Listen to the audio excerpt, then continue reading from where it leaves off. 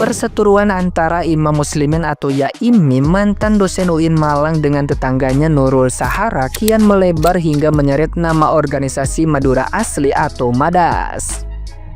Konflik awal yang hanya berkaitan dengan parkir mobil rental Sahara di depan rumah Yaimim berkembang menjadi kisruh besar setelah muncul berbagai isu tambahan. Bahkan kegiatan perkuliahan di rumah Yaimim yang diakhiri dengan joget mahasiswa disebut memperkeruh hubungan dengan tetangganya. Situasi semakin pelik ketika diketahui suami Sahara menjabat sebagai ketua DPAC Madas Karangploso, sehingga nama organisasi tersebut ikut terseret dalam pusaran konflik. Pendiri Madas, Baihaqi Akbar, akhirnya turun tangan dan menyampaikan kekecewaannya terhadap keributan yang dinilai mencoreng marwah organisasi. Ia menegaskan Madas dibentuk sebagai wadah pemersatu orang Madura, bukan untuk kepentingan pribadi. Baihaqi menyerukan penyelesaian secara musyawarah dan menegaskan komitmennya menjaga marwah Madas agar tetap berdiri tegak. Di sisi lain, publik di media sosial menyoroti Sahara yang dianggap menjadi pemicu tercorengnya nama Madas, hingga muncul seruan agar persoalan segera dituntaskan tanpa merugikan citra warga Madura secara keseluruhan. Assalamualaikum warahmatullahi wabarakatuh. Tak langkong bacaan setuju Madas. Salam situng dere. Perlu saya sampaikan, saya Baihaqi Akbar selaku pendiri dan penggagas organisasi Madura Asli atau yang disebut Madas. Saya sangat kecewa dan miris melihat terjadi kegaduhan di organisasi Madas. Saya selaku pendiri dan penggagas pertama kali organisasi Madas kecewa dengan hal ini. Saya berharap mari kita duduk bersama. Mari kita selesaikan secara begrembek Ceponreng Madura. Madas dibuat dan dilahirkan bukan untuk kepentingan pribadi maupun kepentingan beberapa atau segelintir oknum. Madas dibentuk dan dilahirkan karena tujuannya sebagai wadah pemersatu orang Madura seluruh Indonesia. Yang pertama.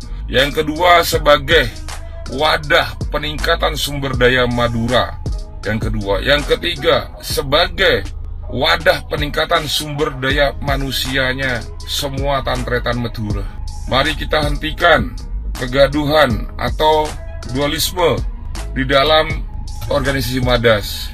Saya selaku pendiri dan penggagas Madas siap menjadi ketua panitia pemilihan ketua umum Madas, yang dimana insya Allah minggu depan saya akan berkomunikasi dengan orang-orang lama, diantaranya Abah Hasim, Salim Ketua Gresik, Hakam, Muhlis, Rokib yang sekarang mendirikan Terobos, Haji Bodi atau Haji Fauzi yang pertama kali sampai Madas lahir, dia yang selalu membiayai pertemuan Madas di depan Terminal Ampel. Dan saya juga akan berkoordinasi dengan dua tokoh yang diantaranya satu tokoh sudah almarhum, tinggal satu tokoh yaitu Abah Usnin, yang dimana Abah Usnin juga ikut andil dalam melahirkan logo Madas yang bergambarkan kerapan sapi. Yang satunya adalah almarhum Haji Subairi. Mari kita sudahi, termasuk saudara Muiz yang sekarang menjadi penasehat Madas Sampang. Beliau juga orang lama di Madas. Jadi mari kita duduk bersama. Mari kita melakukan pilihan secara profesional tanpa ada kepentingan-kepentingan, tanpa dilandasi dengan tujuan-tujuan kepentingan pribadi maupun kepentingan segelintir oknum. Madas harus berdiri tegak, Madas harus kompak, Madas harus menunjukkan kualitasnya untuk bisa menjadi wadah atau corong aspirasi seluruh warga Madura.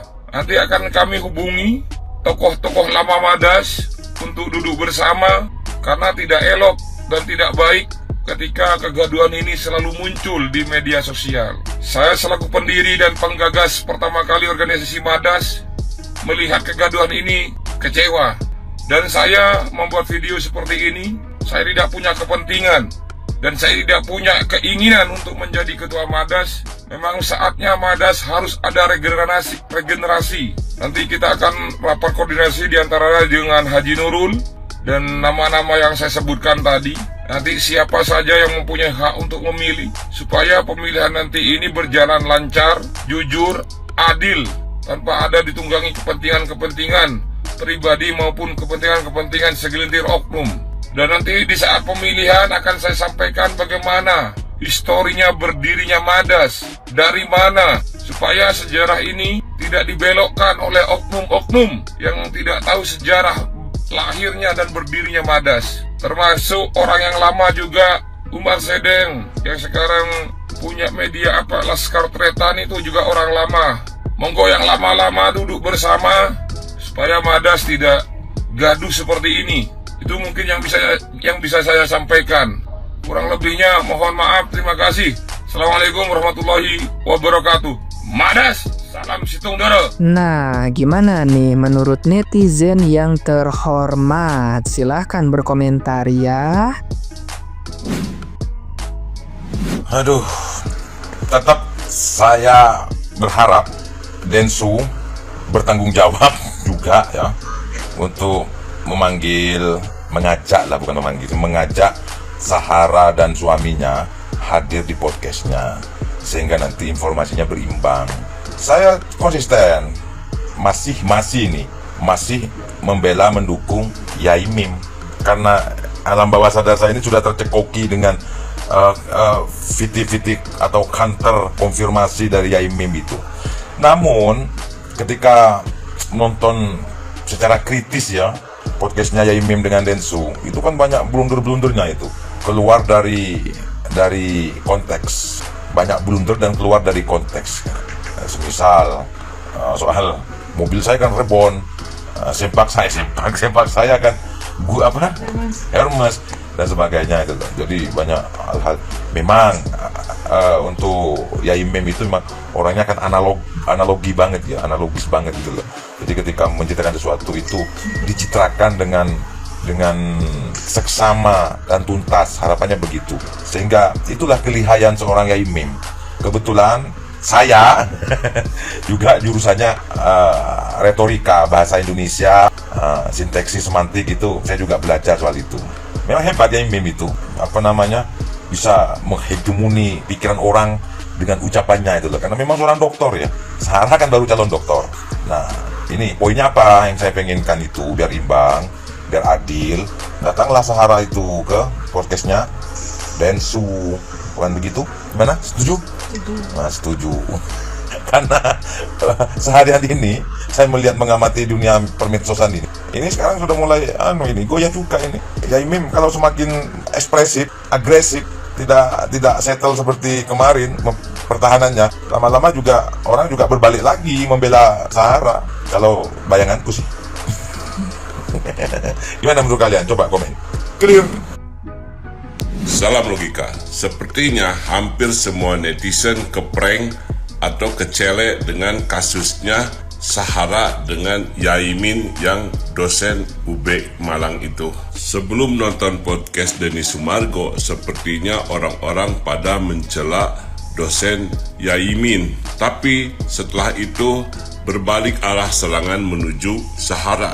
Yang gua soroti bagaimana sikap elegannya Yai Mim dalam menghadapi semua tuduhan, persekusi, dan fitnahan dari para tetangganya. Ternyata beliau ini adalah dosen psikologi, dan cara menghadapi mereka itu dia bukan kaleng-kaleng. Contohnya, ketika dia dipersekusi, dimarah-marahin sama tetangganya, dia sengaja guling-guling dan mengalihkan dari amarah itu menjadi komedi, sehingga orang yang amarah ingin memukul dia itu jadi heran kenapa orang ini seperti orang gila. Bahkan ketika orang menyumpahi dia untuk stroke, dia mewujudkan sumpahan itu dengan berpura-pura stroke, sehingga orang yang nyumpahinnya merasa puas dan sekaligus kecele. Yang lucunya, ketika ada salah seorang mencoba sepertinya mau meruqyah dia dengan bacaan ayat yang berapi-api, Pak Yaiminnya itu malah ikut berdoa dan hafalan Al-Quran dia lebih canggih daripada yang ruqyahnya. Lucu ya.